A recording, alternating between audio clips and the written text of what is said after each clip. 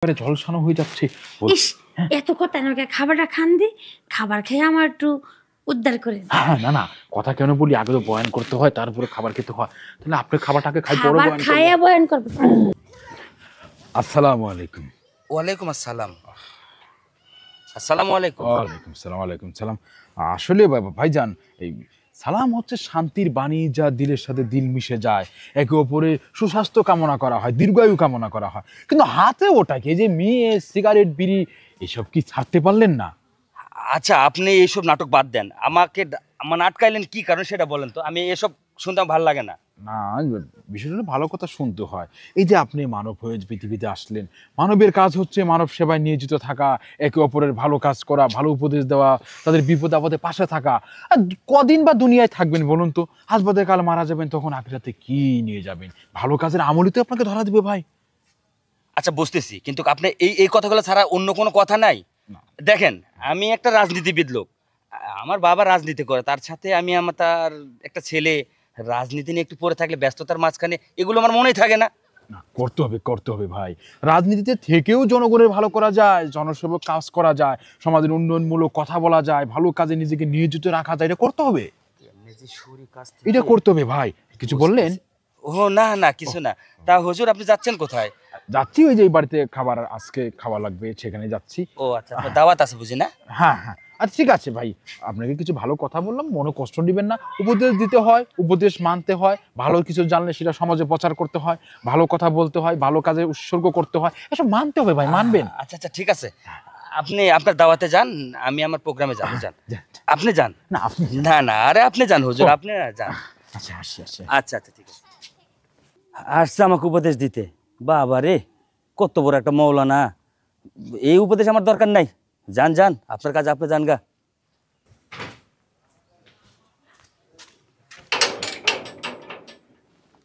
কি ব্যাপার, আমাকে দাওয়াত দেওয়া হয়েছে এ বাড়িতে, কাউকে দেখছি না, তাহলে কি শুধু আমি একাই দাওয়াত খাবো? না, তা তো হতে পারে না।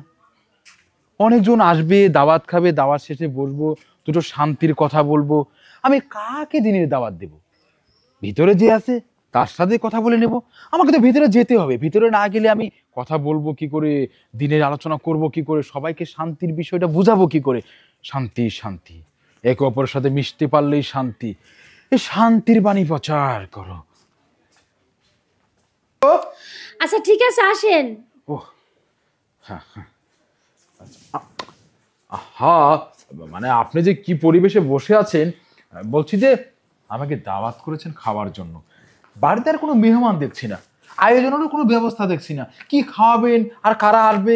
আমি খাবার শেষে কাদের নিয়ে বৈঠক করবো, আলোচনা কাদের সাথে করবো বলুন তো? আরে সব বইটুক আমার সাথেই করবেন। আর খাবার দাবার, খাবার দাবার তো খাবো। এরকম খাবার মনে করেন অনেক বই তো আপনি খাইছেন, যেমন মাছ, মাংস, পোলাও, বিরিয়ানি, দই, দুধ সবই খেয়েছেন। কিন্তু আমি যে স্পেশাল খাওয়াবো, কাঁচা মাংস খাওয়াবো, কিন্তু এটা কিন্তু কোনো বাড়িতে আপনি খাইছেন না। দুধ, কাঁচা মাংস, হ্যাঁ, এই কাঁচা মাংস খাওয়া যায়, এটা আছে, যাই যাচ্ছে, কাঁচা মাংস খাওয়া যায়। কিন্তু কাঁচা মাংস কখনো খাইনি, আসলে ওইভাবে কেউ দাওয়াত দেয়নি তো। কাঁচা মাংসটা কোথায়? কাঁচা মাংসটা আছে, দেখবেন।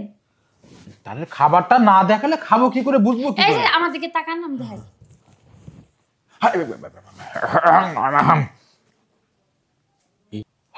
খাবার না, খাবার এই যে এটা খেতে হয়। খাবার যদি না খাই, খাবারটা নষ্ট করলে, নানা জিনিস নষ্ট করতে নাই। কিন্তু কাঁচা খাবার তো, বলছি যে কাঁচা খাবার যে খাবো, দেখুন অনেক খাবারের অনেক নিয়ম আছে। অনেক খাবার আছে যেগুলো ছলা বাকলা ছিলে খেতে হয়। যেমন মনে করেন কলা, কলা খেতে গেলে তার খোসাটা ছিলিতে হয়। পাকা আম, একেবারে থপথপা পাকা আম, ওটা খেতে গেলে ছালটা ছিলে নিতে হয়। তেমন যখন আপনার কাঁচা মাংসটা খাবো, তখন তো আপনার খাবারটা খুলে নিতে হবে, তাই না?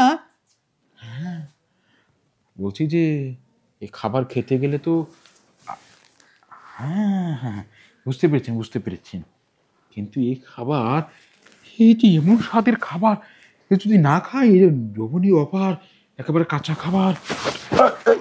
বলছি যে রাখুন, খাবারটা খাওয়ার আগে একটা প্রস্তুতি আছে, সুন্দর করে তো খাবো, মানে একে ধরে ধরে গোটা গোটা করে না খেলে তো আর শান্তি পাবো না।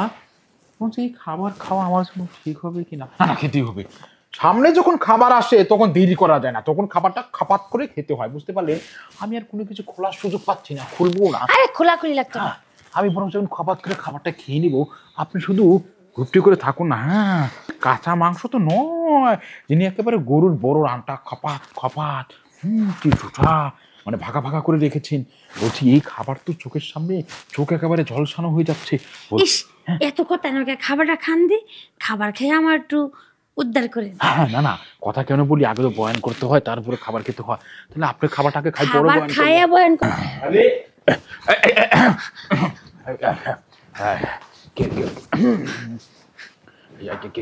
কি ব্যাপার, আপনি এখানে? আপনি আমাকে রাস্তায় উপদেশ দিয়ে আসলে সেই হুজুর আপনি না? হুজুর বলছেন কেন? তাহলে আপনি কেন এই বাড়িতে আসছেন? আচ্ছা, আমারটা নয় পরে বলছি, কিন্তু আপনি সেই হুজুর কিনা সেটা বলেন। আমি দাওয়াত খেয়ে যাচ্ছি। আপনি আমাকে কি উপদেশটা দিলেন যে আখিরাতে একটু কাজ করতে হবে, আখিরাতের কথা মনে করতে হবে, মরার পরে কি হবে এই জিনিসটা জানতে হবে, বুঝতে হবে। আর আপনি কি নাই সে আখিরাতের কাজ এখানে করতেছেন? হুজুর, আসলে আপনি যে গ্রামের একটা এই, আপনি বারবার হুজুর হুজুর করেন কে লিগা? হুজুর শিখেছে, ওনার সাথে কি কিছু নাই? ওনার মন আছে, দেহ আছে, সব আছে। ভাবি তুমি থামো তো। আসলে আমি আসাটা আমার মনে হয় খুব ভুল হয়ে গেছে। আর আপনি বললেন দাওয়াত খাইতে, ও এটা আমরা দাওয়াতের নমুনা। না, আসলে হয়েছে কি ভাইজান, আমাকে বলেছিল যে দাওয়াত খাওয়ার জন্য, কিন্তু এসে দেখি কাঁচা খাবার রেডি করে রেখেছি। আচ্ছা, এক একটা খাবারের তো পদ্ধতি আছে, ওই কাঁচা খাবারটা খাওয়ার জন্য আমি এসেছিলাম। বরঞ্চ তাহলে খাবার যখন হয়ে গেছে আমি বরঞ্চ আসি। আরে ভাবি, তুমি একটা হুজুরের সাথে একটা রুমের মধ্যে। আচ্ছা ভাই, আমি আপনার একটা কথা বলি, আপনি যা দেবার দেখছেন ওখানে আপনি একবার কাম হাইরে এলেন, তাকে এর কাছে কইেন না। আরে কি বলেন এসব? আসেন ভাই। আরে না না, শোনেন, আমি যে কাজে আসছি সেটা হলো যে, আরে ভাবি এগুলো ঢাকেন না। আরে আসেন ভাই। আরে ভাবি, এসব কি করতেছেন আপনি? তাছাড়া আমি তো আসছি আপনার একটা কাজের জন্য, আর আপনি আমাকে এই সমস্ত কি লোভ দেখাচ্ছেন বলেন তো ভাবি?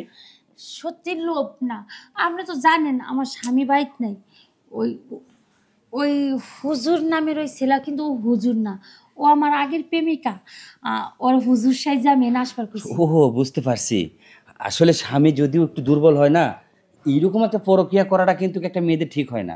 স্বামী যতটাই খারাপ হোক, একটু মাথায় রাখবেন, বুঝছেন? আপনি যেটা করতে যাচ্ছেন এটা কিন্তু মোটেও ঠিক না, সমাজের চোখেও খারাপ। আপনি যার সাথে কথা বলবেন, যার সামনে ফ্রেশ হবেন, তাকে দেখেও কিন্তু আপনার লজ্জা লাগবে। তার চেয়ে বরং এগুলো বাদ দেন ভাবি। আরও যাই হোক, আমি যে কাজে আসছিলাম, এই তো আপনি তোরা সবাই ভালো করে জানেন আমার বাবা তো নির্বাচনে দাঁড়াইছে না, তো যদি একটু দয়া করে ভোটটা যদি আমার বাবারে দিতেন। আর ভাই এমনি করেন না, সব সময় প্রতি বছর কিন্তু ভোটটা আমি চাচারই দিই, এবারও চাচারই ভোটটা দেবো। আসলে কি ভাবি, আপনাদের দোয়া আশীর্বাদ না থাকলে তো আর নির্বাচনে জয়ী হওয়া যায় না। হ্যাঁ। তাই আপনাদের মাঝে মাঝে আমাকে আসতে হয়, বাপের জন্য একটু, সবার জন্য, সবার কাছে একটু ভিক্ষা চাইতে হয়। শুধু খেলে এইটুকু উপকারটা করবেন আপনারা, আর আমরা তো আছি পাশে। আপনি কিন্তু এটা টেনশন করবেন না, ঠিক আছে? আচ্ছা ঠিক আছে ভাই, আপনিও টেনশন করেন না, ভোটটা আমি চাচারই দিই। আচ্ছা ঠিক আছে, আর আপনি একটু সবাইরে বলে দিন, হ্যাঁ? আচ্ছা আচ্ছা আর এগুলো বাদ দেন ভাবি, ঠিক আছে? ঠিক আছে ভাই। আচ্ছা আসি ভাবি, আসসালামু আলাইকুম। আমার ভুল হলে মাফ করে দিন। আরে না না, ঠিক আছে, আসি, হ্যাঁ? আচ্ছা, আসলে বাইরের কথা ঠিকই, স্বামীর দুর্বল হয়েছে, কি হয়েছে, স্বামীর ডাক্তার দেখাবো। দেহ আমার প্রেমিকার আমি হুজুর সাথে নিয়ে আইছি, তারপরে যদিও ধরা পড়তো তো মাইরে ছুঁইতো না, আর আমার সংসারটাও ভাঙিয়ে যেত না, আমি ভালো হয়ে যাই।